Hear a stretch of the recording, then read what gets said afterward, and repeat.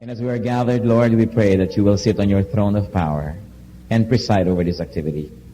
We commit our hearts to you, that our minds also, Lord, may be focused on you. And we bring every thought captive to the name of Jesus Christ.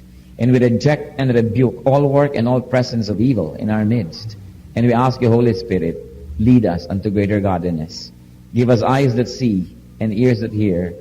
And make our hearts as fertile grounds for the words that may be planted, may take roots, and grow and blossom into flowers and fruits.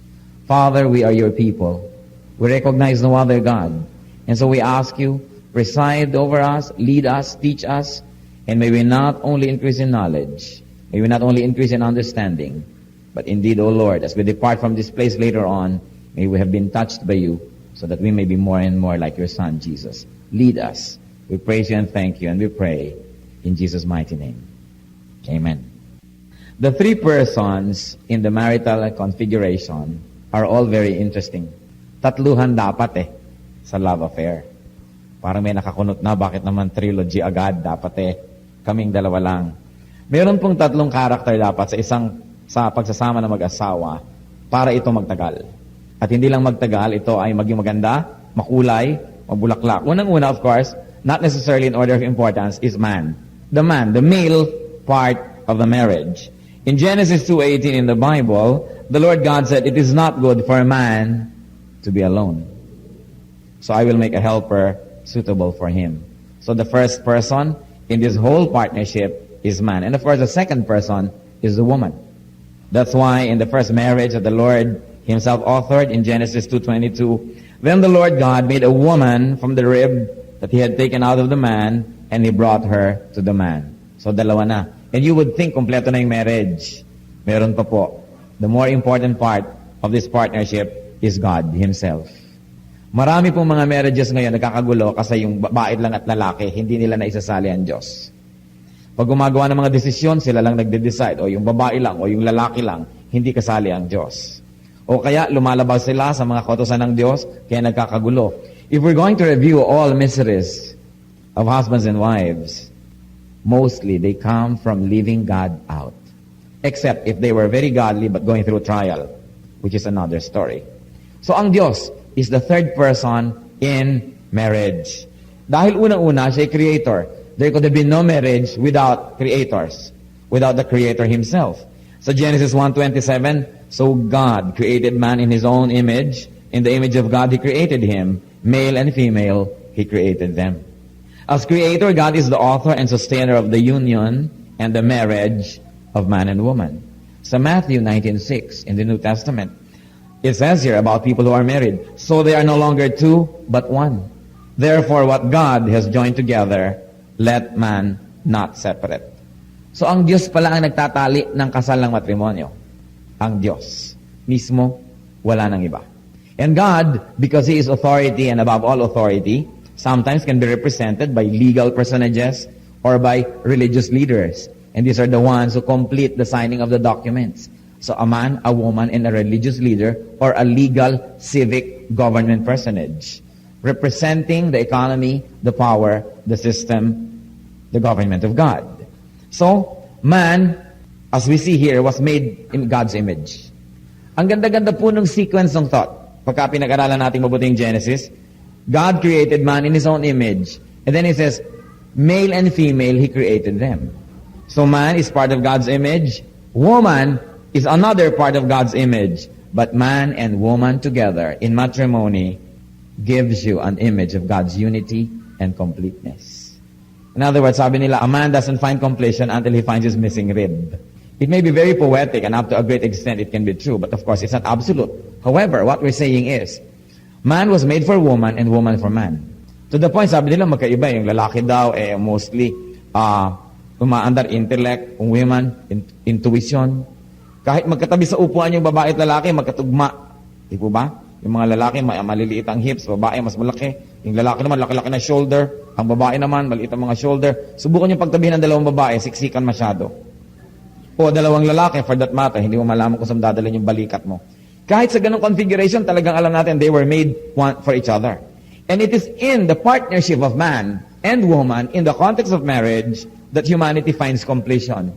To the point that literally man is one half and woman is one half, and only when they join together is another person born, thus they become one. One in spirit and also genetically one, because the other one is only one half. What else is the direct participation of God in marriage? The head of the household or partnership in marriage, let's look at that. The woman submits to the man. Yan ang utos ng Diyos. Alam ko maraming Pilipina nahihirapan sumunod sa utos na yan ng Diyos. Sabi nila, totoo naman, yung lalaki naman talaga ang ulo sa aming tahanan, kaya lang ako ang leeg na nagpapaikot sa ulo na yan. But the point is, sabi sa Ephesians 5:22, wives, submit to your husbands as to the Lord. Pag may ikinakasal, nakikita natin, isa po sa mga paboritong mga symbols, belo. Pag binelohan na, sabi na ng mga kamag-anak ng lalaki, naku, nabalabala na ng belo ng babae ang atin, talo na tayo. But the truth is, the profound symbolism of the veil is, the woman's head is covered, and though they are united, dahil bumabalabal yung belo sa shoulder ng lalaki, isang ulo lang ang nakalabas, yung ulo ng lalaki. Because in marriage, isa lang ang i-leader. There's only one head, and that's the man. The woman, by covering her head, is saying, hindi ako ang ulo, hindi ako ang pangulo, hindi ako ang leader ng partnership na ito, kundi yung lalaki, kasi yung ulo niya yung nakalabas. So, the man is the head of the wife. It's very, very clear that the woman is to submit to the husband, and the husband is the head of the wife. Ephesians 5:23, for the husband is the head of the wife. And Ephesians 5:28, in the same way, husbands ought to love their wives as their own bodies. Hindi naman dapat ma-insecure ang mga babae na yung lalaki ang pinuno. Kung ang lalaki susunod din sa utos ng Diyos, sabi, mahalin mo ang iyong asawa. At ang pagmamahal mo sa iyong asawa ay tulad ng pagmamahal mo sa iyong sariling katawan. Pero hindi tumitigil doon yung economy, hindi tumitigil doon yung chain of command. If the woman is submitted to the man ought to submit himself to Christ. Because Christ is the head of every man, even as Christ is the head of the church. Because God is part of the marriage, therefore it is permanent. It is permanent. Why is it permanent? Nakikita po natin, meron tayong tatlong signatories aside from the ninongs and ninangs. Meron tayong signatory, yung lalaki, yung babae, at saka yung pare, o yung pastor, o yung imam, whoever, o ang huwes, representing God's governance. And so it is crucial, it is very, very crucial that there will be three parties. And bakit permanent? Kung minsan, nagbago na yung isip ng lalaki, ayaw na doon sa babae. Kung minsan, nagbago na rin yung isip ng babae, ayaw na rin niya sa lalaki. Kung minsan, pareho sila nagkasundong, ayaw na nila sa isa't isa. Pero, kasali ang Diyos sa usapan. Bakit nung kasal, kasali ang Diyos sa usapan, ngayon maghihiwalay, puwera na ang Diyos. At bahala na sila sa isa't isa. Kaya ang importante dito, makita natin na ang Diyos kasali sa usapan. And you know what? God doesn't change. God is the same yesterday, today, and tomorrow. Yung desisyon niya kahapon, 5 years ago, 10 years ago, na sumali sa kasalan, desisyon pa rin niya ngayon, at desisyon niya yon hanggang matapos ang buhay ng babae at ng lalaki na yon. That's why marriage is permanent. And people that are not committed to permanence are the people who easily break apart and break up. Yung bang konting-konting dahilan naghihiwalay. Kasi sa simula pa lang, pinaghahandaan na yung paghihiwalay eh. Paano mo maiko-commit yung best mo, maibibigay yung best, kung sa umpisa lang, may reserva ka na. Walang masyadong submission, meron ng prenuptial arrangements. Yun ang mga kamag-anak ng mga sulusol. Sabihin, pagtayo, tapakan mo. Paglabas siya sa simbahan, iyon naman yung paa mo lumabas. Para ikaw ang bida, siyang talo, para ikaw ang dominant. Yung hindi godly na mga advice. Dapat ang ina-advise natin, surrender to each other because in love, both of you are captives of each other. Nobody should really win. Pero ay tinuturo ng iba, ikaw manalo. Yung kabilang partido, yun din ay ituturo. So all throughout life, there's an adversarial relationship between husband and wife. Nagiging contest. And when it turns to be a contest, people become very, very selfish. Siyempre, contest na yun eh. Kaya dapat po natin isipin that marriage is permanent. And marriage is not a contract. Because God is there, marriage is not a contract. Nakalagay sa papel, marriage contract. Dapat palitan yon. Marriage is not a contract. It is a covenant. Ano ba yung contract? Sa contract, dalawang partido. Gawin mo yung parte mo, gagawin ko yung part ko. Pag hindi mo ginawa yung part mo, pwede ko na hindi gawin ang part ko. So, hindi ka naman nag-entrega, so hindi na ako magpatitimpla ng kape mo. Hindi ka naman nice, so hindi na rin ako nice. Hindi ka naman mabait, so hindi na rin ako mabait. Pero, contract yun eh. Parang supplier. Hindi ka naman nag-supply, hindi ako magbabayad. Ang usapan natin, ang idadalhin mo mga produkto, dilaw, ang dinala mo blue. Pwede na ako hindi magbayad kasi hindi mo sinunod ang kasunduan. But marriage will be cheapened if we will equate marriage with a contract. A marriage is a covenant. And what is a covenant? I am committed to you for life, whether or not you do your part. Kasi kung yung commitment ko sa'yo is only dependent on your commitment, paano na kung nagtaksil ka, di magtataksil na rin ako? It's only a matter of sino yung nauna. Paano kung nagkulang ka? Pwede na rin ako magkulang. So, nagalit ka sa akin, pwede na rin ako magalit. Iniwan mo ako, iiwan na rin kita. Ano mangyayari? Pero yung covenant po, kasi ang relation ni Lord ka sa church, katulad ng relation niya sa atin, hindi naman contract eh, covenant. Nung bang iniiwan niyo ang Diyos, iniiwan kayo. Pag ba hindi tayo faithful sa Diyos, hindi na siya faithful. Pag ba kinakalimutan natin ng Diyos, kinakalimutan na niya tayo? No. Because God is a covenant with us through Abraham. So kahit nagkukulang tayo, hindi siya nagkukulang. Kahit nakakalimot tayo, hindi siya nakakalimot. At yung relasyon ni Lord sa church, yun ang pattern ng relasyon ng mag-asawa sa isa't isa. Kaya sinasabi sa husband, love your wife even as Christ loved the church. Therefore, hindi tayo dapat masyadong serious about this relationship becoming a contract. Katulad sa ibang bansa na may divorce. Ay naku, humihilik pala to ng malakas, divorce. Hindi pala to mabango pagka ganito, divorce. May ganito pala siyang habit, divorce. Kasi ang iniisip, how I can use you as a tool to please me. Not how I can keep my commitment, which was made not only to you, but also to God, who is a part of this partnership. Dapat po nating tandaan, ang mag-asawa man, magkasundong maghiwalay, magbago man ang isip nila, magbago man ang pag-ibig nila, ang Diyos hindi nagbabago. At kasali siya sa usapan. Kaya hindi siya dapat ipuwera pag nagkakagulo. Sa katunayan, kaya siguro nagkakagulo, dahil ipinuwera siya. O hindi siya masyadong isinasama. So, marriage is not a contract but a covenant. Therefore, consult with God. When we make decisions, consult with God. God is an active part of the marriage. Now, what are the sublime goals of marriage? Marami naman mga goals. Pero may malalim, may mababaw.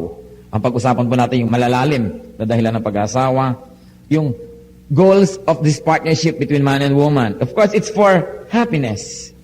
It's for help. Sabi, I will make a helper fit for him. In much the same way, man is a helper of the woman. Hindi naman yung babae lang ang helper. Kuminsan, ang hirap-hirap for this marriage to work dahil hindi fair. Nung araw na ang mga lalaki lang nagtatrabaho sa labas ng bahay, ang mga babae nasa bahay full-time, although hindi sasabihin dapat na walang trabaho. Ano, hindi ba trabaho yung maging tubero sa bahay, maging nurse, maging janitress, maging cook, maging lahat-lahat? Sasabihin kasi iba, wala naman akong trabaho. Ano akala nyo sa ginagawa nyo araw-araw sa bahay, hindi trabaho? Yan ang trabaho, walang sweldo. Pero may trabaho. Pero dapat yung mas maging tender na yung mga men with the women, hindi katulad ng mga nauna natin generation na parang mga si Julius Caesar, ang mga asawa. Kumisan pareho naman kayong working. Pareho kayong nasa labas ng bahay, hirap na hirap. Pag uwi, ang babae pa ang dadaan sa supermarket o sa talipapa, wherever. Siya pa ang magluluto. Habang naku, siyempre, nanonood naman ng TV, nagpapahinga naman si lalaki. At pag dulog, hain naman itong babae. Pagkatapos, tayo na naman uli ang lalaki at manonood na naman ng TV habang ang babae ligpit ng ligpit. At kung walang mga katulong, nagbababad ng labada o namamlansya ng isusuot bukas, siyempre, nakahiga na si mister. Huy, halika na, nagyayaya na naman. So, hindi na matapos-tapos yung babae. Ang sabi ng Panginoon sa lalaki, love your wife as you love your own body. Napakahalaga. Mabuti ng mabuti kung full-time housewife, ay kumisan hindi na uso ngayon yun eh. Because of the needs ng pamilya, parehong merong trabaho. Therefore, dapat nagtutulong. Hindi nababawasan ang pagkamacho kung naghuhugas ng plato. Hindi nababawasan ang pagkalalaki kung nag-aalaga ng bata. Noong mga tribal times na yung mga babae mag-aalaga ng bata dahil yung lalaki may hawak na si bat dahil baka sila sugurin ng kabilang tribo, yun, huwag ka mag-alaga ng bata pero hindi mo na kailangan yung manibat. Pwede na.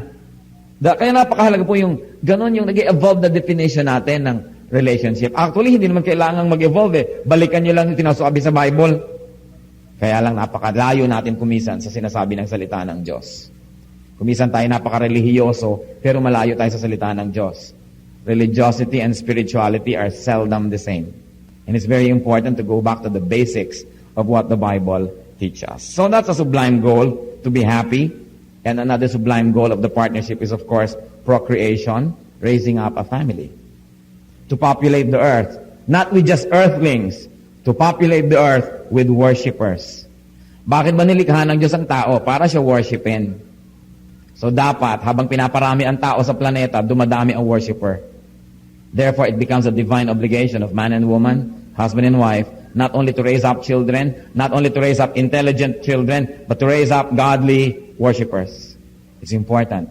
If you don't win for Christ, the youth, early on, they can become your enemies tomorrow. And the gravest enemy can come from your very own household. That's why we've got to go back to the very basics of what God's Word teaches us.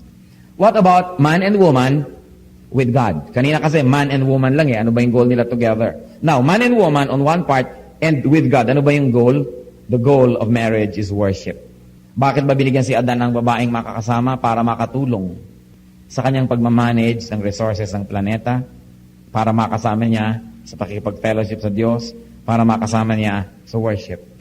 It's very crucial. What else? Man, woman, with God. The higher goal of marriage is righteousness and holiness. Bakit? Sabi ni Paul, si Paul kasi single eh. Sabi niya, well, yung mga gusto sa inyo mag-serve kay Lord nang wala ng mga iba pang aalalahanin, I suggest you stay single. But, sabi niya, if you are aflame with passion to the point that you will commit sin, marry. Ibinigay yung institution of marriage para yung ating very legitimate physical needs and physical desires may be met. Wala nang excuse ang isang taong may asawa na humanap pa ng physical pleasures outside of the marriage, kaya nga siya binigyan na ng asawa. It's already a perversion of God's design when any part of this partnership begins to look for physical fulfillment outside of marriage. Sa Leviticus 11:44, sabi ng Panginoon, I am the Lord your God, consecrate yourselves and be holy, because I am holy. So isa yan, higher goal, worship, righteousness, holiness, and also fellowship. Fellowship with God. Man and woman together, fellowshipping with God. Hindi yung woman lang ang fellowshipping with God. Dito sa ating bansa, merong kakatuwang hang-up ang maraming kalalakihan na ang relihiyon pambabae. Kaya magpupunta sa church ang buong pamilya, pag sermon na labasan ng lalaki, maninigarilyo sa labas. Merong mga padasal-padasal ang mga pamilya, pag magdadasalan na, maglalabasan na yung mga lalaki, ang matitira yung mga babae at bata. Parang ibinibigay natin yung spiritual leadership sa family sa babae. Hindi yun ang utos ng Diyos. Ang inutusan ng Diyos na maging spiritual leader ng pamilya, yung lalaki. Society is in disarray because men and women are abandoning their God-given duties and positions. So, man and woman together should fellowship with God through prayer, through devotion, through service. One of the deepest ways to fellowship with God is to do His work side by side with Him. Kung minsan iniisip natin, paano ba ako makikipag-fellowship sa Diyos? Paano ba kayo makikipag-ulayaw sa Diyos? Naroon na magdasal, naroon ng manahimik, naroon ng kumanta. Lahat yan maganda. Pero wala pong mas malalim na paraan ng pakipag-fellowship sa Diyos kesa gawin mo yung trabaho ng Diyos. To seek and to save the lost.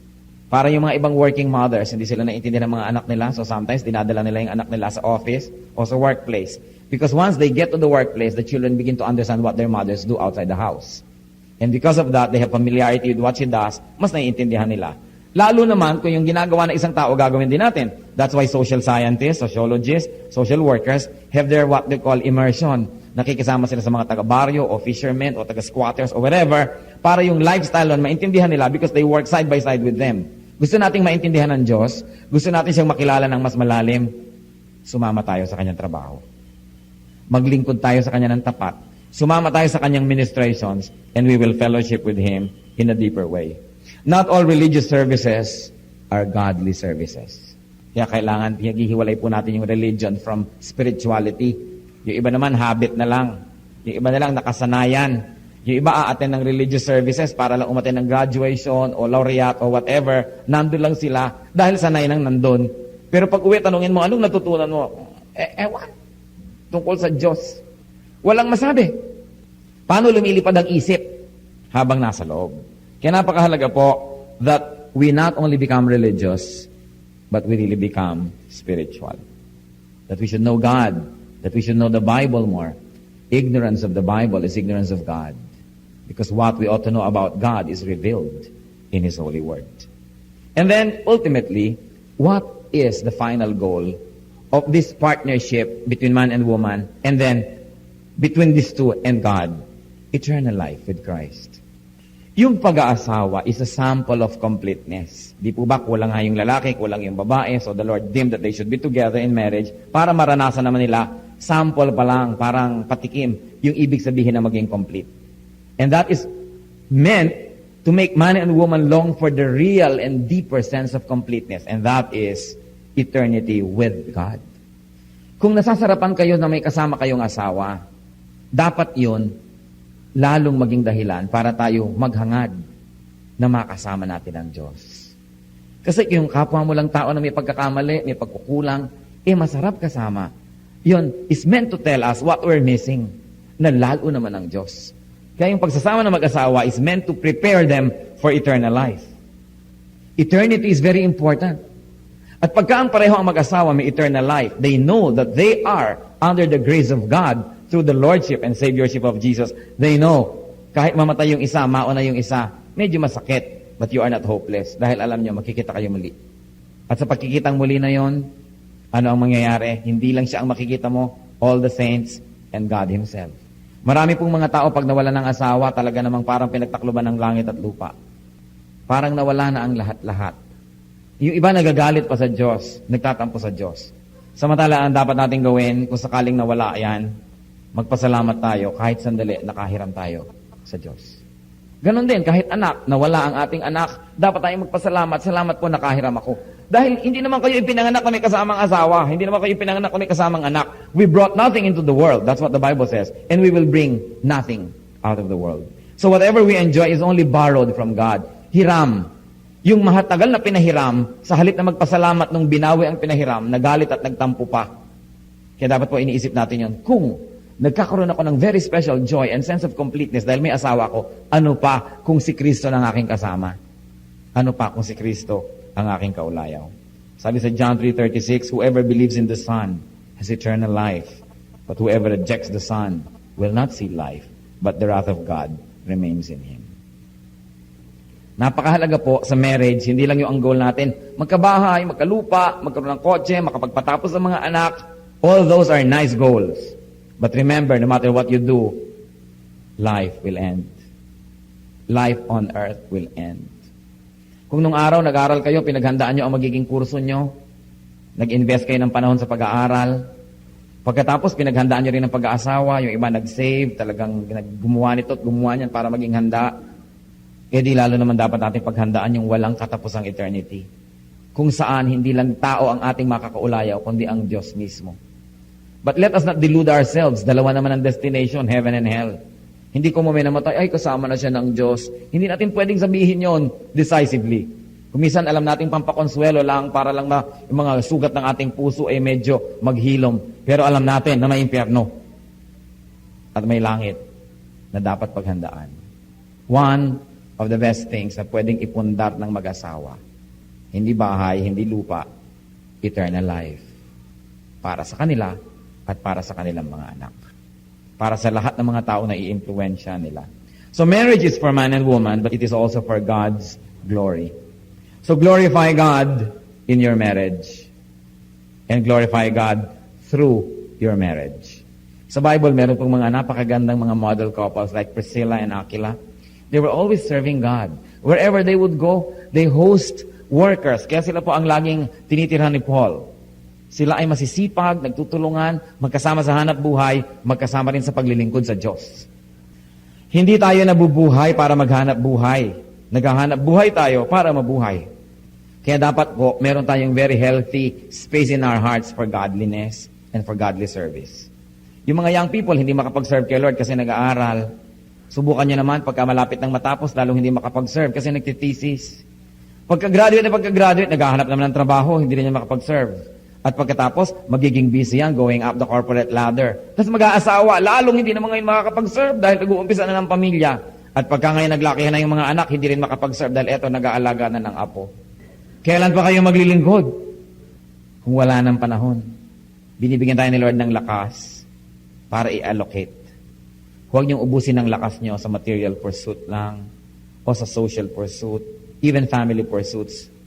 Dapat kahati ang Diyos. Lagi naman tayong may intention. Wala pa naman ako nakitang taong walang intensyong maglingkod sa Diyos. Lagi namang may intention.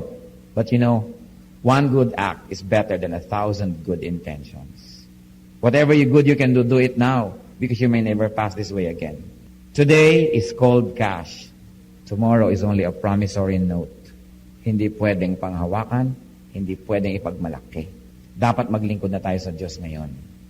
There's no one more vain or bitter than a person advanced in years, possessed by regrets. Kung kailan tayo malabo na ang mata, kung kailan tayo matanda na, kung kailan sumasakit na ang mga balakang at kung ano-ano, doon pa kaya tayo lalong makapaglingkod. Kung sa panahon na masigla pa tayo, hindi tayo nakakapaglingkod ng lubos, doon pa kaya sa hindi na tayo masigla. Hindi ko po gusto naman na ipahiwatig na hindi kayo naglilingkod. Mabutit wala naman akong kaalam-alam sa inyong mga personal lives, kaya hindi ko kailangan magpreno dahil hindi ko naman sinasadya ang salita ng Diyos, bato-bato sa langit, ang tamaan ay buti nga. Siyempre, we listen to God's word not only to be entertained, but definitely, ang salita ng Diyos mirror. And we should see our true reflection so that we can continue to ask God to complete the good work that He has begun in us. God is permanent. Therefore, marriage is permanent. Kung katabi niyo asawa niyo, pwede niyo bang ulitin yon? Marriage is permanent. With feelings, dapat. Hindi parang marriage is permanent, sayang. Marriage is permanent. At saka ang marriage din po, Pacquiao, hindi pwedeng pumili. Pacquiao. Yung buong tumpok yun na yun. May malaki, may maliit, may bulok, may hindi, may maganda, may hindi maganda. Hindi pwedeng pili. Alam niyo yung mga naglalaro ng apoy kasi gusto pili. Gusto nila yung pagiging domesticated ng wife nila, pero gusto naman nila yung kung anong katangi, anong wife ng kung sino. At gusto nila yung katangi, anong kung sino doon. Gusto nila kunin lahat yon, kaya nagkakagulo-gulo. Walang pili, yung tumpok nyo doon lang. Yun na yun. Kaya, dalawang bagay lang naman ang kontento eh. Di po ba? To get what you want, or to get what you like, and you don't get it, to like what you got. In both cases, that will lead to contentment. Sabi sa Bible, there is great godliness in contentment. So kailangan po matuto tayo maging kontento. Count your blessings. Count your blessings. Many people are continuously looking for Miss Right without bothering to become Mr. Right. Laging parang ako ang ma-please, ako ang ma-please, ako ang ma-please. Hindi ganun yung marriage. Hindi ganun ang relasyon ng Lord sa kanyang church. At yun po yung pattern. God is permanent. Marriage is permanent. Kaya pagandahin na lang yan. Kung may mga kulang, dagdagan. At kung talagang hindi na madagdagan, tanggapin yun na yun. Kailangan. Hindi na hinahanap pa sa iba. Enjoy. Do not endure marriage. And very important po sa marriage, acceptance. Mapapansin niyo siguro, hindi kayo siguro magdi-disagree, sa pagtagal ng panahon, yung akala niyong pinakasalan niyo, iba pala. Meron din pala kayong mga illusions about the person, hindi pala siya yung totoo. So, nadidiscover niyo yung totoo, at yung totoo na yon, patuloy na nagbabago. Yung totoo 5 years ago, hindi na rin totoo ngayon. Halimbawa, 5 years ago, meron pa siyang kilay, ngayon, drawing na lang. Ganun talaga ang buhay. Nagbabago. Nung pinakasalan niyo siguro, close-up smile. Ngayon, nakababad na sa baso ang ngipin. Kasali yan sa pagbabago ng mundo. Napaka-unfair eh. Napaka-unfair ng ating concept of beauty. Para sa atin, ang maganda yung nagtatagumpay labanan ng force of gravity. But you know that as we all grow older, we give in to the forces of nature. One of them, the force of gravity. So parts of our anatomy begin to sag here and there. Kasali yon sa tinatanggap. Nakaka-oppress kasi, yung mga lalo sa mga babae na kailangan laging magpa-stretch ng mukha, magpa-kung ano-ano. Kaya kung minsan tuloy, sabi mo, ang ganda-ganda naman ng dimple mo. Hindi, pusod ko yan. Doon na pala nakarating ang facelifting. Tuloy, kahit tawa na malakas, hindi na makatawa dahil mapipilas ang pisngi. Di po ba nakaka-oppress? That's why, sa mga kapwa natin lalaki, dapat paalala, pagka, when the faces begin to sag, nagkaroon na ng mga kung ano-ano, kasali yan sa covenant. Kasali yan. Hindi dapat na naghahanap ka na naman kapitbahay mo na banat ang mukha at 14 anyos. Dahil that is not God's way. Kung minsan gusto mo yung magandang-maganda yung kamay, paano naman pumangit yung kamay, kalilingkod sa'yo at sa iyong anak. Therefore, magandang kamay yan. Ano po ba yung magandang kamay ng babae? Ang magandang kamay ng babae, yung kamay na naglilingkod sa kanyang asawa at sa kanyang mga anak. Yan ang magandang kamay. Huwag kayong ma-oppress ng Greek standards of beauty. Lalong-lalo, huwag kayong magpapadaya sa standards of advertising. Hindi sila totoo.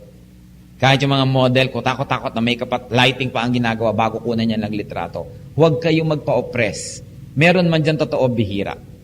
At siguro hindi nag-aalaga ng asawa at anak, hindi nagkukudkod ng mga kawali at mga kaldero, hindi siguro yung naglilinis sa mga talaba at hindi nagkukusko sa mga banyo. So maganda man ang daliri nun, doubtful kung magaling na kasama sa bahay. Bagamat, hindi naman kapintasan kung nakapaglingkod na kayo, maganda pa rin yung kamay nyo dahil na-maintain nyo.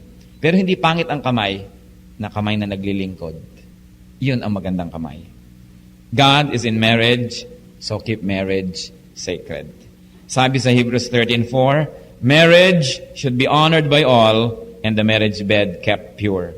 For God will judge the adulterer and all the sexually immoral.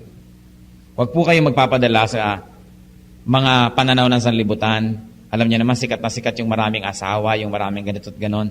Hindi yan. Pag umuulan na ng asupre at kumukulog at kumikidlat at bumubuka na ang lupa, sa Diyos kayo tatawag. Hindi yan sa mga tagahanga natin, sa ating mga kahangalan. Kaya yung mga sinahangaan, wow, bilib naman ako dyan, ang dami-dami niyang asawa, yun ang unang tatamaan ng mga kidlat. At pag kayo nanganganib, hindi kayo pwedeng humingi ng tulong doon, sa Diyos kayo tutulong. Kaya bago dumating ang panganib, obey God and live according to God's law. Because we will all face God. As sure as we were born, we will die. And we will meet our Maker. Ang pinakamalaki pong ibinigay sa tao ng Diyos na dapat niyang alagaan ay hindi ang planeta, hindi ang continent, kundi ang kanyang asawa. Some of you are very good fathers, but the first step to becoming a good father is to become a good husband. To become a good husband to your children's mother. Ganon din po yung mga nanay. Napakarami, lalo mga Pilipina. Bilib ako sa mga Pilipina. I have studied so many cultures. Ang huhusay ng mga ina. Pero kumisan sa husay na ina, nane-neglect na rin yung mga husbands. So dapat mag-decide din kayo mga nanay, sino bang katabi nyo sa gabi, ang inyong mga anak o ang inyong asawa? Kasi para kumisan mga inahing manok, nakapaligid lahat ang mga ano dyan, kaya naaapektuhan tuloy yung personal relationship ng mag-asawa. Kaya mag-decide kayo, magiging ina ba kayo o asawa? Tatandaan nyo, asawa muna kayo bago kayo maging ina. At ganoon din po yung mga lalaki. Asawa kayo bago kayo maging ama. Yung mga anak, dagdag lang yan ng Diyos. Kadalasan kasi pag nagkaanak, nawawala na kayo ng panahon para sa isa't isa. Puro anak na lang. Hanggang mamaya sasabihin ng isa, kami naman para magkapatid na lang. Delikado yan, magkapatid na lang. Baka may iba nang itinatangi. Kaya kapatid ka na lang ngayon. Kaya dapat hindi nawawala yung passion. Alam niyo ba sa Bible, nabasa niyo na ba yung Song of Songs ni Solomon? It tells you about the intimate relationship between husband and wife. Very, very intimate, very sensuous, but nothing is dishonorable in the marriage bed. Basahin niyo po yun para lalong mabuhay ang apoy at magsiklab ang inyong mga pagmamahalan sa isa't isa. Kaya kailangan ay patuloy ang ligawan. Kasi naman kumisan yung mag-asawa, kung asawa na, yung lalaki hindi na siya nagpapakyut. Kung ano na lang, yun na. Yung babae rin, hindi na nagpapakyut. Lagi na lang parang kinulang nakabuyang-yang. Hindi na tuloy panabikan dahil lagi na lamang nakahambalang. Kaya kailangan naman medyo praying hard to get kayo paminsan-minsan. Dahil yung courtship hindi dapat natatapos. You know, courtship must be lifelong. Hindi ko sumagot na, naging asawa nyo na, tapos na. Dahil mamaya, you don't bother anymore to look nice. Pag uwi mo sa babae, amoy paksiw. Di ba? Yung lalaki naman, gano'n ang itsura. So nawawala na kayo pareho ng gana. Kailangan, obligasyon nyo to keep each other attractive. To keep yourself attractive for your husbands. Nagtataka naman ako maraming wives, very attractive sa lansangan. Pero sa bahay nila, kung kailan nandun yung asawa at katabi ko, ano-anong putik ang nasa muka, walang kilay, walang ngipin, iba-iba ang nakalagay na baterya sa buhok, hindi mo malapitan dahil di mo alam kung sasabog, mukhang dinamita. Tapos paglabas sa kalsada, ang ganda-ganda. You've got to decide kung kanino kayo magpapaganda, kung sa asawa nyo o yung mga tao sa lansangan. It's very important. It's very crucial. Bakit? The physical aspect of marriage is part of the spiritual aspect. Because God, in His infinite wisdom, created us as body, soul, and spirit. Kasali lahat yon.